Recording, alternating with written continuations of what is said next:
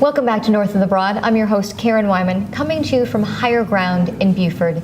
I'm joined this afternoon by Jonathan Haupt, from the Executive Director from the Pat Conroy Literary Center. Welcome, Jonathan. Thank you, Karen. It's nice to be here. It's great for you to be here. I know we have a lot to cover in the short time we're here together, but one of the things we're here to talk about, obviously, is Pat Conroy and the legacy that you've all created at the Pat Conroy Literary Center here in Beaufort. It hasn't been even a year since Pat passed from pancreatic cancer. It hasn't, not yet. So it was early in March of 2006 when he lost his battle, and you've taken that time since then to create the Pat Conroy Literary Center here in Beaufort. We have. Pat died on March 4th of last year, and we sort of took the significance of that date as our signal that we were meant to March 4th to continue on Pat's legacy. And no one can write like Pat. Only Pat could be the sort of poet of prose that he was. Right. So we know we can't do that part. But Pat, before he was a writer, was a teacher as well. I know that. And that's the legacy that we at the Conroy Center. Oh, indeed, the water is wide.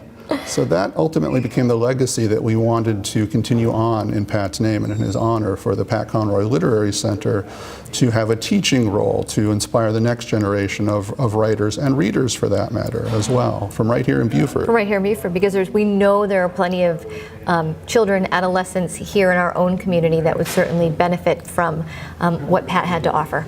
There are, and adults as well. It seems that every third person I meet in Beaufort either has written a book or is writing a book. So this must be something about Beaufort.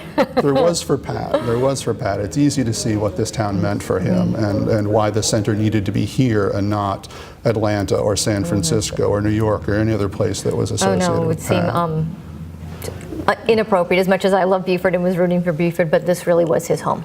It was, yeah. Pat came here when he was 15, and as he said, he latched onto this town like a barnacle.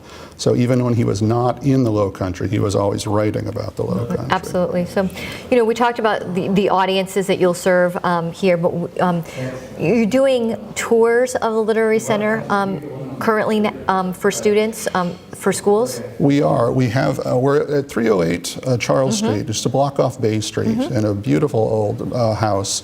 And we have a two-room gallery there. One room is a recreation of Pat's writing room, with his desk from Fripp Island and his chair, and the great Santini's flight jacket, which many of us have seen on the cover of that book. Of course, yes, we have the real thing.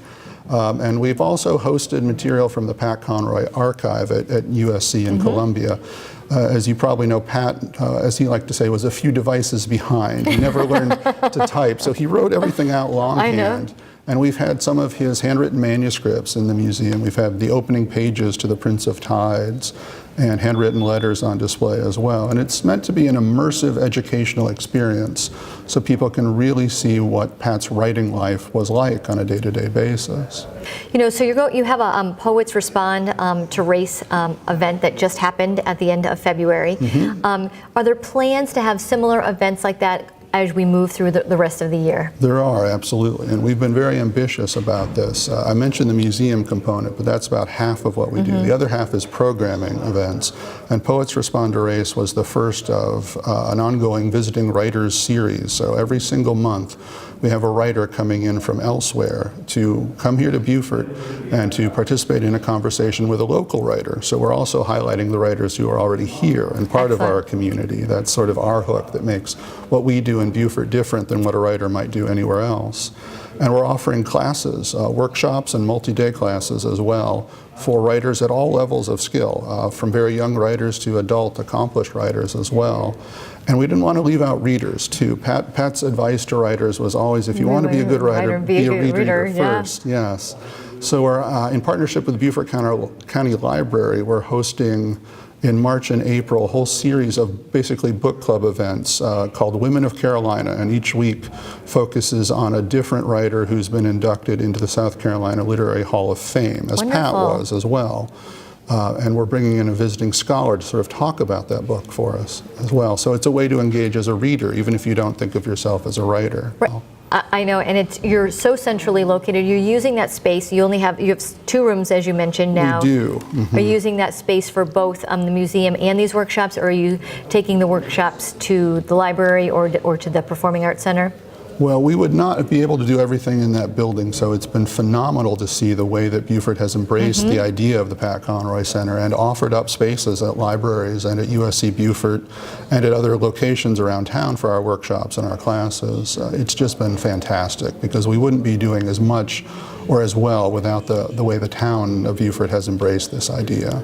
Well, I think the town loved Beaufort just as much as Pat loved the town. Oh, indeed. There's no doubt about it. But that love extended beyond Beaufort, too. We have guests coming in from around the country and occasionally from around the globe, and they tell us the reason they've come to Beaufort is Pat Conroy, and that just means everything to the family and to us to hear people say that. What an inspiration. Absolutely. Right. We so appreciate you coming and being a guest with us this afternoon, Jonathan. We hope to have you on North of the Broad as you move through your inaugural year at the Pat Conroy Literary Center, and you can probably bring us up to speed maybe in 6 or 9 months or so and share about all the wonderful things that you guys have been up to. Oh, absolutely. I look forward to that. Wonderful. And we'll be right back with our next guest on North of the Broad.